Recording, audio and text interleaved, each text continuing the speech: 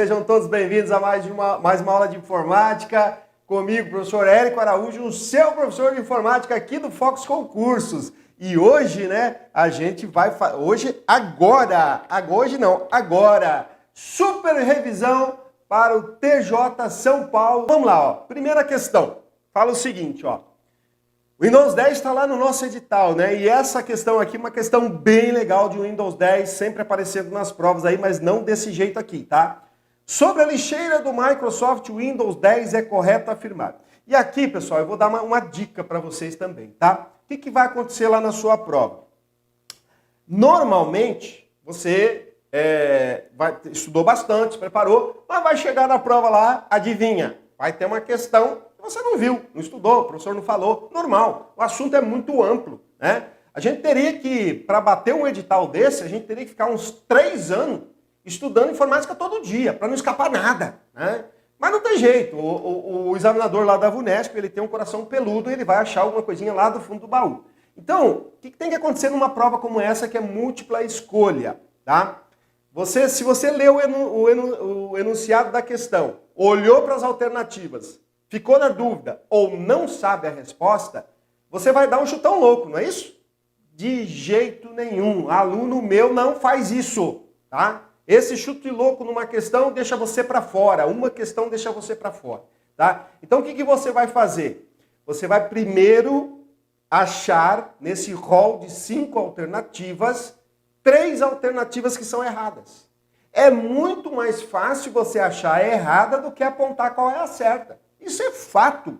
E em 5 alternativas, normalmente, em 99% dos casos, você vai achar as 3 erradas. Bom, achou 3 erradas, certeza, sobrou 2. Essas 2 você vai analisar. Aí dentro dessas 2 você vai ter que ter um discernimento qual que é a certa, pelo que você já estudou. Mas, né, claro, pode acontecer que você leia as 2 e não tenha a mínima noção de qual seja certa. Certo? Entendeu? Bom, aí você tem que chutar. Tá? Por quê? Não pode ficar perdendo tempo também numa questão, porque você tem muita coisa. Você tem RLM, constitucional, atualidade, língua portuguesa. Língua portuguesa é aqueles textos enormes lá para você ler e interpretar. Então você não pode perder tempo. Aí você chuta. Agora, é melhor você chutar em 2 ou em 5? Entendeu? Então esse é o tal do chute consciente. Vamos lá para a questão. A questão diz o seguinte, ó. O que é correto? Pastas vazias excluídas não são movidas para a lixeira. Errado, né? Essa aqui é a primeira errada, porque a gente sabe que pasta, arquivo, subpasta, né? Tudo que eu deletar vai para onde? Padrão para a lixeira. Então essa aqui, ó, já sei que está errado. Possibilita restaurar somente arquivos excluídos nos últimos 30 dias. Aqui vai outra dica, ó. Então, eu não sei. Será que a lixeira é com mais de 30 dias, 60 dias, 1 ano, 10 anos? Não sei. Né? Nunca vi isso, professor.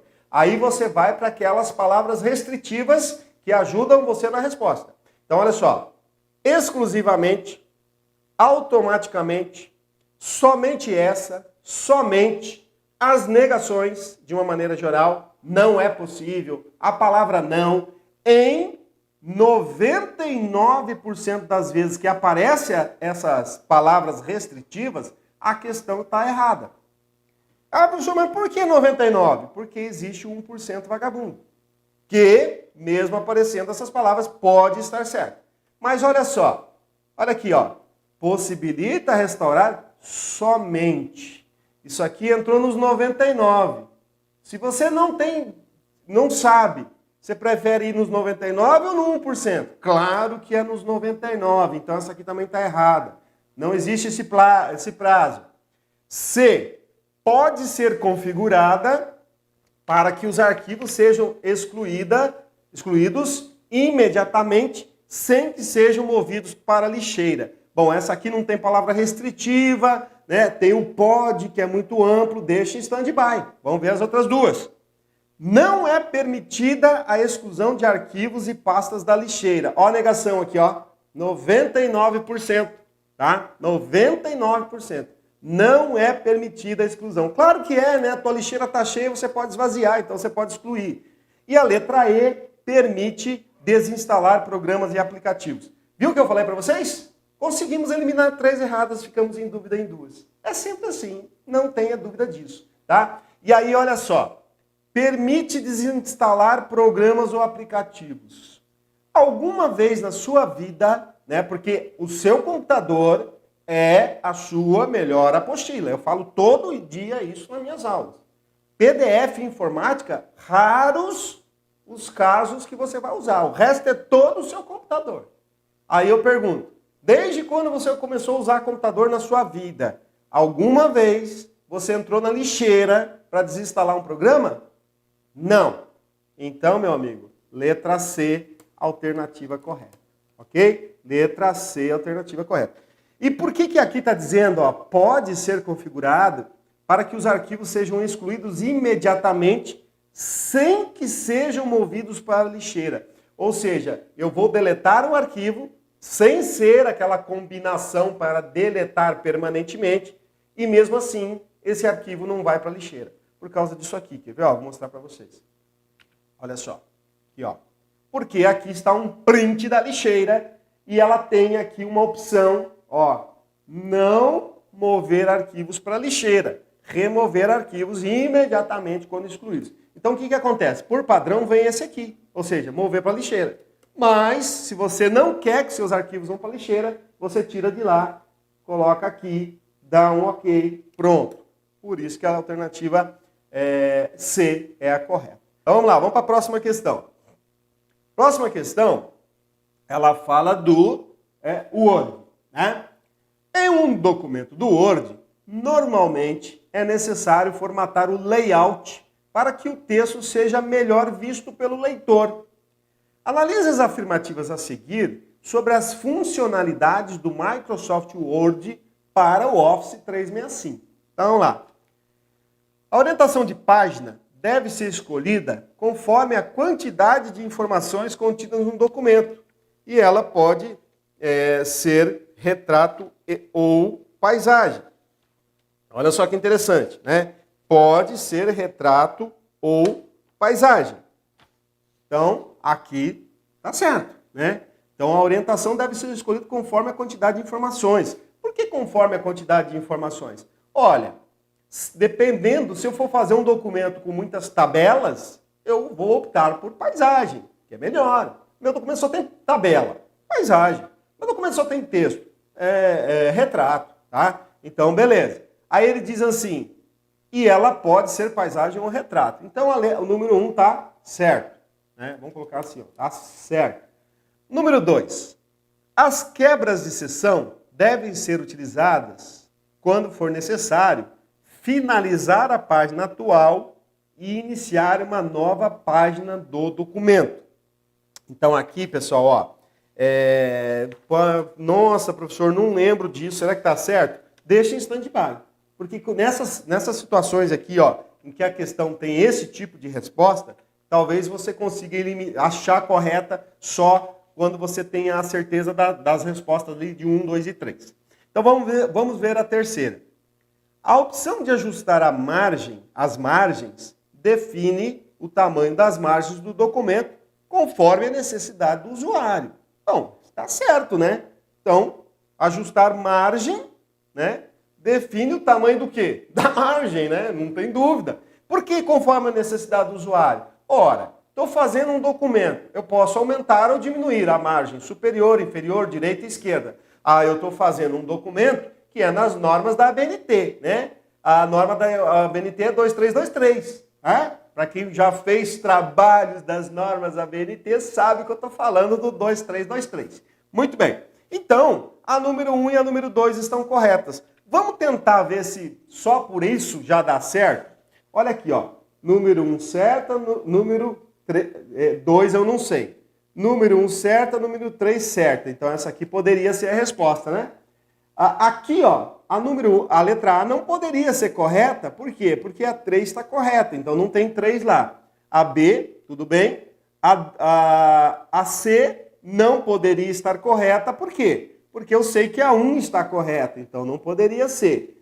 E só a letra D... a letra E também não poderia estar correta, porque não pode ser nenhuma das alternativas, porque eu já achei duas corretas. Então, veja só, nós ficamos entre a letra B, ó, de novo, tá vendo? Ó? Conseguimos achar 3 erradas. Vamos ficar em dúvida em 2. Então, vamos lá. Vamos entender se a número 2 está certa ou está errada.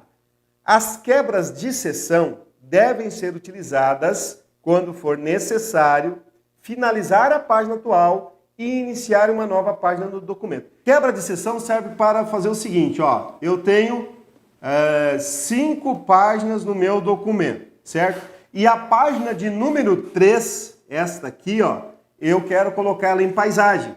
Mas se eu comecei o meu documento em retrato, ele vai ser inteiro em retrato. Se eu comecei em paisagem, vai ser inteiro em paisagem. Para eu poder fazer isso aqui, ó, colocar só essa página em paisagem, eu tenho que colocar uma quebra de seção aqui e uma outra quebra de seção aqui, para que eu volte, né, com o documento em retrato. Então, ó, essa aqui vai ser a primeira seção do meu documento, essa aqui vai ser a segunda seção do meu documento e essa aqui vai ser a terceira seção do meu documento. Outra coisa que eu posso fazer com quebra de seção, tá? O que eu posso fazer com quebra de seção? Quebra de seção eu posso, por exemplo, começar a numerar uma página que não seja na primeira. Ou seja, eu quero começar a numerar o meu documento na terceira página, mas essa terceira página vai começar com o número 1, tá? Outra coisa, eu quero colocar cabeçalho nas páginas diferentes, né? Então, por exemplo, se eu tiver 10 páginas e colocar um cabeçalho na página de número 9, ele vai se repetir para todas, igual. Mas, se eu quiser colocar um cabeçalho da página 1 à página 5 de um jeito e da página 6 à página 10 de outro, aí eu uso quebra de seção. O que está dizendo aqui na questão, na alternativa, é que é para finalizar a página atual e iniciar uma nova página. Isso é quebra de página. Quebra de página. Terminei, ó, o que é quebra de página? Estou digitando um documento, cheguei na última linha, vou encerrar aquilo que eu estou fazendo e começar uma nova página. Normalmente, o que a galera faz? Vai dando enter. Enter, enter, enter, enter, até ir para outra página. Está errado. O que você tem que fazer é dar Ctrl Enter. Ou ir na guia inserir, quebra de página. Ou ir na guia layout, quebras de página. Porque daí você não precisa ficar dando enter um monte de vez. Você dá Ctrl Enter, ele encerra aquela página e vai para a próxima. Então a número 2 está errada, tá? E aí então a nossa alternativa é a letra B. Olha só, questão de Excel, né? Vamos lá. Assinala a alternativa que apresenta uma forma incorreta de uso de função do Excel, versão para computador, em sua configuração padrão e em português. Então, galera, aqui tem uma incorreta. Olha só, quando você for fazer questão de Excel na sua prova, nunca, olha o que eu estou falando, nunca responda, porque aqui é para achar uma incorreta, mas poderia ter uma planilha para você ter um resultado, né, um valor. Nunca responda sem olhar o enunciado da questão, da fórmula, melhor dizendo, tá? Por quê? Porque se a letra A aqui não tivesse o sinal de igual, já teria errada. Se a letra A tivesse faltando aqui um parênteses, já estaria errada. Para separar aqui, ó, tá vendo aqui, ó, tá vendo aqui, ó, para separar os blocos ou determinar o intervalo, somente 2 pontos ou ponto e vírgula, tá? Ou operador matemático, tá? Eu poderia ter, por exemplo, assim, ó, soma 5 mais 2 mais 3, tudo bem, né? Mas aqui ele não está usando operador matemático, está usando só célula. Então, ó, o 2 pontos significa até e o ponto e vírgula significa e. Em outros casos, ele é separador de bloco, tá? Vamos lá, olha só. Então vamos ver, pessoal, ó. Letra A, ó, tem o sinal de igual, a função soma está correta, parênteses, parênteses, somar de A1 até A3. Tá certo, não tem erro nenhum aqui, certo? Função média, olha só, aqui ele colocou um ponto e vírgula e colocou 2 pontos, né? Tá certo isso? Tá certo isso. Porque, ó, sinal de igual correto, função média correta, abriu e fechou parênteses. Aqui, pessoal, ele está dizendo o seguinte, ó, vamos colocar assim, ó, que o número que o A1, só para vocês entenderem, vale 5, o A3 vale 2, o A4 vale 2 e o A5 vale 1, tá? É isso que está dizendo ali, né? Então, o que vai acontecer aqui? Ó? Esse ponto e vírgula é um separador de bloco. Então, ele está dizendo assim, vou colocar aqui 2 também para ficar mais fácil, aqui para não dar quebrado. Ó. Quanto é que vale o A1? O A1 vale 5. Então, você vai colocar 5 aqui. E aqui, ó, ele está dizendo do A3 até o A5. Se você pegar aqui, ó, do A3 até o A5, tem quanto? 6. Só que ele quer a média. Qual que é a média de 6 dividido por 3? 2. Então, a média de A3 até A5 será 2. Certo? Então, agora, isso aqui ficou assim, ó. Média, né? Ó, 5 e 7. Opa, 2, né? 5 e 2. Qual é a média de 7 dividido por 2? Tá errado? Certíssimo, tá? Então, entenderam aqui aquele ponto e vírgula ali, né? Tá separando o bloco. Muito bem. Letra C. Máximo, sinal de igual tá certo, função tá certa, parênteses, abrir e fechou, e aí eu tenho 3 ponto e vírgula. Esses pontos e vírgula são um separador de bloco. O A1 poderia valer 10, o B3 80 e o C5 1. Qual que é o máximo entre esses três valores? O 80, certíssimo. Letra D, sinal de igual, função C, abriu, fechou, parênteses. Então, olha só, do parênteses até o primeiro ponto e vírgula é o teste lógico, certo? Então, vamos colocar aqui, ó. O A1 vale 2, o B3 é 5 e o C5 vale 2. Então, olha só. Olha o que acontece aqui. A1 é maior que 0. Quanto é que vale o A1? A1 vale 2. Então, você vai colocar assim, ó. 2 é maior que 0? Verdadeiro. Então, olha só. O primeiro bloco depois do teste lógico é o verdadeiro. O segundo bloco depois do teste lógico é o falso. Se 2 é maior que 0, deu verdadeiro. Se deu verdadeiro, eu vou usar o bloco do verdadeiro. Quanto que é o bloco do verdadeiro? O B3. Qual que eu tenho dentro do B3? O 5. Então, a função está correta. Tá vendo? Por eliminação, se eu sei que as 4 de cima está errado, então isso só pode dizer que essa aqui é incorreta. Professor do céu, mas eu não sei o que é esse num caractere. Bom, você não sabe o que é o num caractere, mas as outras você sabe. E viu que todas estão corretas, então você achou a certa, né? Top, acertou a questão sem saber o que é isso. Pessoal, mas eu vou explicar, né? Claro que eu vou explicar, né? O que está errado aqui nessa função num caractere? Ó, sinal de igual, correto. Função, está correta. Abriu e fechou parênteses, está correto. O que está errado aqui? Está errado essas duas células.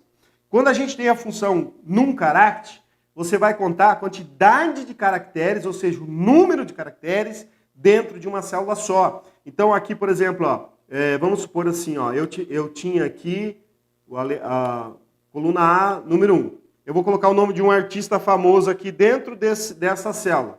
Ó, artista famosaço aí, ó, certo? Aí eu colocaria assim, ó, correto, tá? Num caractere, certo? A1. Eu não posso colocar ponto e vírgula. Eu não posso contar quantos caracteres tem em A1 e quantos caracteres tem em A5. Nesse caso aqui, ó, que essa aqui é a correta, ele vai fazer. Qual que vai ser o retorno dessa função? 1, 2, 3, 4, 5. Então aqui, ó, o retorno seria 5. Ou seja, dentro do A1 eu tenho 5 caracteres. Se eu tivesse aqui assim, ó, 11, Érico 11, então seria 7 caracteres, porque o número 11 é caractere. Agora, cuidado, hein, pessoal, ó. Se tiver um espaço e o 11, conta assim, ó. 1, 2, 3, 4, 5, 6, 7, 8. Por quê? Porque a barra de espaço no Excel, ela é considerada caractere. Então, se tiver espaço, tá bom? Então, para estar correto, teria que apagar o A5 ou apagar o A1. Beleza? Agora a gente vai fazer uma aqui de correio eletrônico, né? Ao se criar uma mensagem de e-mail, geralmente aparecem no cabeçalho os campos para, CC e CCO e assunto, é óbvio, né? O endereço de e-mail de um destinatário né, indicado no campo CC, tá? Aí vem a pergunta, né? O cara está no campo CC, né? Letra A, ele fica oculto e nenhum dos demais destinatários sabe que ele recebeu a mensagem? Essa aqui você já sabe que está errada, né? Por que você sabe que está errada? Porque a gente está careca de saber, se você é meu aluno, que oculto é no CCO. E aqui ele está falando do CC, né? Então não pode ser. Letra B.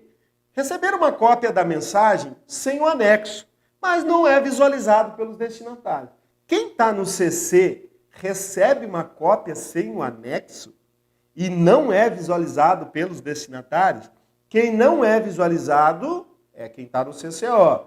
E se eu sou o remetente de uma mensagem e eu coloco anexo na mensagem, anexo é um arquivo, né? O clips lá, né? Se eu coloquei anexo e enviei, quem está no para, quem está no CC e quem está no CCO vai receber o anexo, meu amigo. Tá? Então essa aqui está errada, né? Então está errada, porque diz que não vai receber o anexo. Letra C. Recebe a mensagem, mas não os arquivos em anexo a ela. Caso isso é mesma coisa, né? Claro que vai. Quem está no CC vai receber o anexo também, tá? Isso não tenha dúvida. É invisível para os destinatários indicados no campo CCO e no campo para. Errado, né? Já vou explicar isso aqui. Errado. Então, por eliminação, só sobrou a letra E. Tá vendo? Quando você tenta achar as erradas, até é mais fácil do que você... Porque se você for fazendo assim do jeito que eu fiz, lendo errada, cheguei na certa. Agora, você lê a letra A, não tá, você pula para outra, vai para outra, não dá certo, tá? Vamos lá. Letra E. Recebe uma cópia da mensagem idêntica aos destinatários indicados no campo para, devidamente preenchido, tá? Então, letra E. Aqui a banca não colocou, mas mensagem idêntica também a quem está no CCO, tá? Pessoal, detalhe é o seguinte. Para CC e CCO. Vou até fazer um desenho aqui para ficar bem claro para vocês. Ó, para CC, que é com cópia, ou carbon copy, né? Com cópia oculta o CCO. Pessoal, ó, o para e o CCO são os destinatários principais. Tá? Lembre-se disso. O CC é o destinatário secundário. Tá? Tem muita gente que usa errado isso aqui, secundário. Tá? Por que isso? Porque assim, eu vou te explicar. Você passou no concurso do TJ São Paulo, escrevente, né? Tá lá nos seus, tomou posse, sua mesona bonita, computadorzão, né? Com aquela tela em pé lá para você ler os processos, né? Você vai ver, tem essa telona em pé assim para você ler com mais facilidade. Aí você lá chega o teu superior imediato, que eu não sei qual que é o cargo lá, né? E diz assim para você, ô fulano, pega esse rascunho de e-mail aqui, ó, né? E eu quero que você envie um e-mail aqui para todas essas pessoas, convocando elas para vir aqui no Tribunal de Justiça falar comigo. Tá, beleza. Aí você pega. Aí o que você faz? Você começa a colocar todo mundo aqui no para. Ah, vou colocando no para. Ou, se for o caso, você coloca no CCO. Já explico o CCO, tá? O CC, pessoal, é esta pessoa que... O teu chefe, vamos colocar aqui para você entender. O teu chefe que pediu para você fazer esse serviço. Tá? Que pediu para você fazer esse serviço. E por que ele vai no CC com cópia? Porque, e é um destinatário secundário? Porque ele já sabe o teor do e-mail. Ele já sabe quem vai receber o e-mail. Você, né, como subalterno ali, né, você vai mostrar para ele o seguinte, chefe, ó, fiz o que você fez, está aqui uma cópia para você saber o que eu fiz e para você dar uma olhadinha que está tudo certo. E a letra D, se você nunca viu isso, qual que te parece mais certa? A que começa com planalto.gov.br ou a que tem site planalto.gov.br? É claro que é essa aqui, né? Quando você quiser pesquisar num site específico, você coloca site o nome do site. E se você quer uma frase exata, você vai procurar vai digitar, melhor dizendo, entre aspas duplas. Certo? Esses são alguns filtros do Google. Vamos lá, próxima. Então agora a gente vai fazer uma questão, ó, do navegador Google Chrome, né? Vamos lá. Então diz o seguinte, ó. No navegador Google Chrome, o usuário pode usar um recurso que permite a navegação pela internet, certo? Sem que os dados a respeito das páginas visitadas sejam alvos no computador. Ou melhor, alvos não, sejam salvos, né? Esse recurso é conhecido como modelo furtivo, proxy, Firefox, firewall, modo privativo, navegação anônima. Então veja só, vamos eliminar, né? No navegador Google Chrome. Alguma vez você já ouviu na sua vida esse modo furtivo? Rapaz, isso é novidade para mim, né? Eu nunca tinha visto isso em nem prova, tá? Então, essa aqui tá fora. Proxy. Ah, proxy eu tenho dúvida, então deixa em stand-by. Firefox Firewall. Meu amigo, a pergunta é sobre Google Chrome. E aí vai ser Firefox Firewall? Talvez tivesse algum sentido se fosse Google Chrome Firewall, né? Mas a pergunta é de Google Chrome e o cara bota Firefox Firewall? Tá errado. Modo privativo e navegação anônima. Então, olha só. Baseado nessas duas aqui, ó, eu já posso entender que a letra B está errada. Por quê? Porque a gente sempre tem que eliminar 3 para ficar em dúvida em 2. Porque, ó, modo privativo e navegação anônima tem muito mais a ver, né, navegar pela internet sem que os dados a respeito das páginas visitadas sejam salvos, com modo privativo e modo anônimo, né? E aí, aqui, ó, a resposta, letra E, navegação anônima, tá? Vamos entender o que é isso aqui, ó. No Google Chrome, Ctrl Shift N, navegação privativa, Firefox, Ctrl Shift P, tá? O que a navegação anônima ou privativa não guarda? Ela não vai guardar histórico de navegação, não vai guardar senhas, não vai guardar entradas de formulário, não vai guardar cookies, não vai guardar páginas em cache, nem a lista de downloads, quando você fechar essa navegação, tá? O que ela guarda? Ela guarda os seus favoritos e guarda os arquivos que você fez download. Isso ela guarda. Tá, e o que é proxy, né? Para quem não sabe o que é proxy. Proxy, né? Aqui quando ele fala aqui na nossa questão, ele diz o seguinte, ó.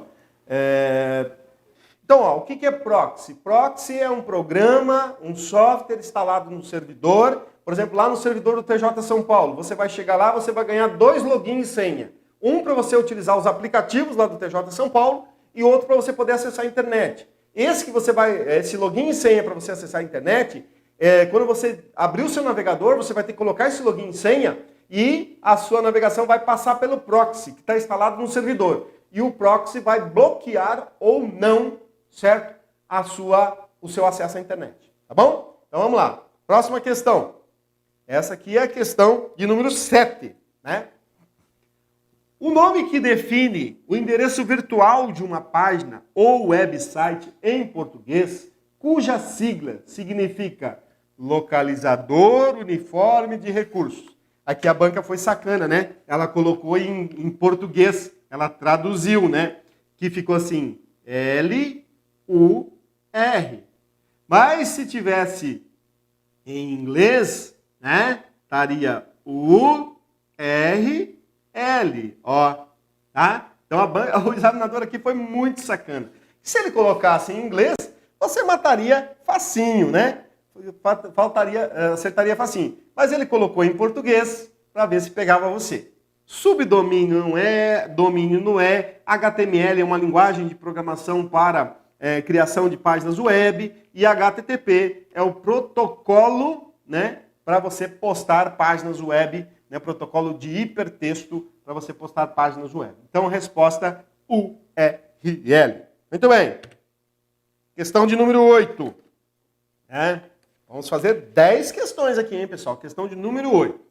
O Microsoft Teams possui recursos que apoiam reuniões de times de trabalho em discussões, tais como desenho, ou a readequação de procedimentos organizacionais. Uma opção disponível para reuniões é o Lobby, que funciona como? Olha só, para você que nunca usou o Microsoft Teams, né, saiba que lá tem uma opção chamada Lobby, tá? E aí, o que é esse Lobby? Um discador de chamada NetGroup, né? Então ele diz assim, ó, uma opção disponível para reuniões, tá? Integrador de armazenamento com o OneDrive, integrador de tarefas com o calendário, notificador do feed de atividades, uma sala de espera de reuniões. O Lobby é uma sala de espera de reuniões. Quando se criar uma reunião lá no Teams, as pessoas que são integrantes do grupo, elas vão receber lá o link e lá no dia vão estar com o Teams aberto, pá, abre, beleza, né? Agora, pode ser que uma pessoa, né, quem vai depor, por exemplo, participar de uma audiência, ele não é membro da equipe do TJ. Mas mesmo assim, ele recebe um link para entrar como convidado. E daí vai ter uma pessoa que vai gerenciar essa reunião lá no Teams, tá? Então as pessoas que vão entrando vão ficando no lobby. E a pessoa que está comandando, né, administrando a reunião, ela vai autorizando as pessoas que estão esperando no lobby a entrar na reunião. Essas pessoas que estão no lobby também acontece o seguinte, porque eu posso entrar na reunião, ingressar nela antes dela começar. E então eu fico na espera, eu fico no lobby, entenderam? Então é para isso. Vamos para a próxima questão, que diz o seguinte, ó. Sobre a funcionalidade de backup de arquivos do OneDrive, qual é a alternativa correta, né? E por que tem o OneDrive aqui? Alguém sabe me dizer por que tem o OneDrive? Por duas situações. Primeiro, lá no Windows 10, que é o tema da nossa prova, tem lá o OneDrive. Quando você vai instalar o Windows 10, ele pede para você criar uma conta na Microsoft. Se você já tiver uma conta na Microsoft, você pode usar a mesma. Tendo uma conta na Microsoft, você pode usar o OneDrive. E por que no Microsoft Office 365, onde eu tenho lá o Word, Excel, PowerPoint, tenho lá o Teams, tenho lá o OneDrive, mais uma série de outros, o Outlook de e-mail, né? E mais uma série de outros aplicativos, dependendo do pacote que a empresa assina, né? Mas a gente tem lá também o OneDrive, por isso que ele está aqui no edital, tá? Sobre a funcionalidade de backup de arquivos do Microsoft OneDrive, qual é a alternativa correta? O OneDrive oferece 250 GB de armazenamento gratuito na nuvem para novos usuários. Não, né? Não. 250 GB é muito. É muito. Né? Microsoft não é tão bonzinho assim. Tá? Então, pessoal, gratuitamente 5 GB. Então, a letra A está errada. Letra B. O usuário pode utilizar o Windows, Mac, Linux ou qualquer outro sistema operacional para acessar a nuvem do OneDrive através do seu site dedicado. Nossa, professor, essa aqui eu não sei. Então vamos ver as outras. Vamos tentar ver se a gente vê se as outras estão erradas, né? Letra C. A funcionalidade de backup está limitada para computadores desktop com sistema operacional Windows e dispositivos para Android. Galera, quer dizer que se eu tiver um computador notebook, eu não posso usar o OneDrive? Essa ficou fácil, né? Está limitada a desktop? Claro que não. Eu posso fazer backup pelo meu celular. Então está errada, essa ficou fácil. Letra D. Para fazer backup de arquivos a partir de um computador desktop, é preciso instalar localmente a aplicação desktop do OneDrive. Professor, também estou na dúvida dessa aqui, então deixa aqui. O OneDrive possui aplicativos dedicados para celular, Android, Windows e Windows Phone. Porém, não possui para iPhone. Pessoal, lembra que eu falei da negação? Não possui. Ele possui para tudo quanto é coisa, menos para o iPhone. Estranho, né? Então, errada. Então, olha só, achamos 3 erradas, como eu falei sempre para vocês, e estamos em dúvida entre a letra B e a letra D. Tá? Então vamos ver qual que é a certa. A letra B e a letra D, elas se contrapõem, tá? Então, olha só, o usuário pode utilizar o Windows, Mac, Linux ou qualquer outro sistema operacional para acessar a nuvem do OneDrive através de um site. Certo, certo. E por que a letra D está errada? Porque ele tá fazendo ao contrário, está dizendo que para fazer backup, eu preciso baixar o aplicativo do OneDrive no computador e utilizar dessa maneira. Então é isso o erro. Por quê? Porque eu posso fazer das duas maneiras. Eu posso baixar o aplicativo do OneDrive na minha máquina, no Windows 10 ele já vem lá, mas eu posso usar na nuvem, direto, pelo site, pelo navegador. Tá? Então aqui ó, a letra D está errada, porque ele está dizendo que é preciso instalar. Não, não é preciso. Eu posso usar sem instalar, como diz ali na letra B. E por que ali não faz, já que o OneDrive é da Microsoft, por que quem tem Mac, quem tem Linux e qualquer outro sistema pode usar? Porque se eu estou usando um navegador, não importa qual sistema operacional eu estou utilizando. Né? Vou estar utilizando na nuvem. Na nuvem não tem um sistema operacional específico. Eu posso estar usando um Linux na minha casa e usar alguma coisa do Windows na nuvem e vice-versa. Entenderam? Então por isso que está errado. Tranquilo? Vamos lá. Última questão da nossa revisão aqui para o TJ São Paulo diz o seguinte. No Windows 10, o gerenciador de tarefas permite o monitoramento da utilização de recursos do sistema em termos de utilização em atividade. Pessoal, gerenciador de tarefas também cai muito aí nas nossas provas, tá? E aí a questão diz o seguinte, ó. A lista que contém apenas recursos monitorados pela guia desempenho. Então eu tenho uma guia lá no gerenciador de tarefas chamada desempenho. Então vamos lá. Vamos por eliminação de novo. Eu tenho a letra A, eu tenho arquivos, CPU, energia e firewall. Bom, eu posso monitorar o desempenho do meu CPU, né? O que é CPU? Unidade Central de Processamento, o meu processador. Beleza. Eu posso monitorar o desempenho da energia, mas eu vou monitorar o desempenho de arquivo? Não dá. Então a letra A está errada. Não monitoro o desempenho de arquivo. Bom, se na letra A arquivo estava errado, na letra B também está errado. Se tiver um errado, eu não preciso nem ver os outros. Tá? Aí a letra C diz CPU, que é o processador, disco, que é o HD ou o SSD, Ethernet e memória. Bom, essa aqui poderia ser a resposta certa, né? Mas vamos ver se as outras têm alguma coisa errada. Olha só, eu posso monitorar o disco, que é o HD, posso monitorar a Ethernet. O que é Ethernet? Ethernet é a sua conexão na rede com cabo. Se fosse sem cabo, wireless. Tá? Então isso que é Ethernet.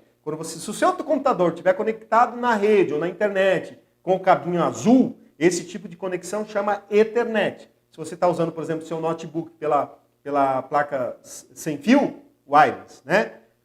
Posso monitorar a memória, o desempenho da memória. Mas monitorar o desempenho da impressão, estranho, né? Então essa aqui está errada. Ok? A letra D diz firewall, disco, Ethernet e memória. Ó, pessoal, de novo, ó, tá vendo? Ficamos em dúvida em duas, ó. Ficamos em dúvida entre a letra C e a letra D. É sempre assim. Se você usar essa estratégia na sua prova, e aí o que eu disse, né? Agora você analisa e vê qual que tá certo. Você analisou, não tem nem ideia, você chuta e vai para a próxima. Mas é melhor chutar em duas do que em 5. Fechou? Então vamos lá, vamos ver qual que é a correta aqui. Pessoal, olha só. Disco, eu posso monitorar o HD ou o SSD. Então as duas estão certas. Ethernet, posso monitorar, que é monitorar o desempenho da minha internet, né? Através do cabo. Beleza. Posso monitorar a memória. E posso monitorar a memória. Então o erro aqui, ó, em uma das duas, ou está no firewall ou está na CPU. E aí ficou fácil, né? CPU não é o processador? Eu não posso monitorar o desempenho do processador? Certo. E aí o firewall não faz parte desse rol, porque o firewall é lá do Windows Defender, tá? Então letra C, a correta. Coloquei aqui para vocês, ó. Você dá um Ctrl Shift ESC aí na sua máquina, vai aparecer essa tela, ó, na guia desempenho, CPU, processador, memória. Que memória é essa aqui, pessoal? Memória RAM, tá? Disco, que pode ser o HD ou o SSD. Né? Aqui nessa minha máquina, que é o meu computador, eu tenho dois. Ó. Eu tenho o HD e tenho o SSD. Aqui eu estou monitorando o Wi-Fi, né? E aqui, então, poderia ser a internet. E ainda monitora aqui, nesse caso, o gráfico, né, da placa de vídeo. Mas ali não cobrava na questão. Beleza, né? Abração, até a próxima.